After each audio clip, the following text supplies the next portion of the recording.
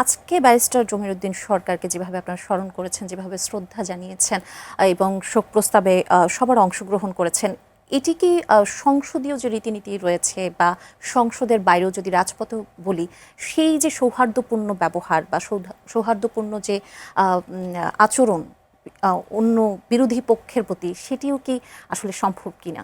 শুধুমাত্র এই বিষয়টি নয়, সব ক্ষেত্রেই। আসলে মূল আলাপটা হচ্ছে লাইনটা এরকম, বিরোধিতার খাতিরে বিরোধিতা কিনা।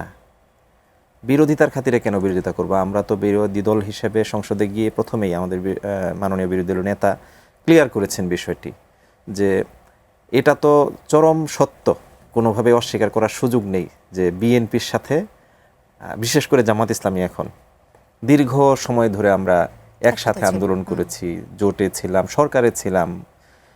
এখন হঠাৎ করে তাদের সাথে আমাদের একটা বিরাট কি বলে মার কাট কাট সম্পর্ক হবে, এটা তো বাস্তব হতে পারে না। তাহলে আমাদের মধ্যে নৈতিকতা নাই এটা ধরে নিতে হবে, সেটা তো হতে পারে না।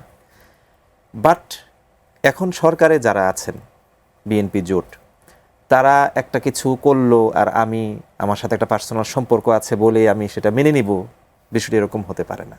এবং এটি কোনো নৈতিক মানুষেরই একটা ওয়ে হতে পারে না বা সিদ্ধান্ত হতে পারে না। সেই জায়গাটা থেকে আমরা প্রত্যেকটা যৌক্তিক বিষয়ে কথা বলেছি, যেটা পজিটিভ সেটা পজিটিভ আকারে বলেছি, যেটা আমাদের উচিত বিরোধিতা করা সেটা আমরা বিরোধিতা করেছি।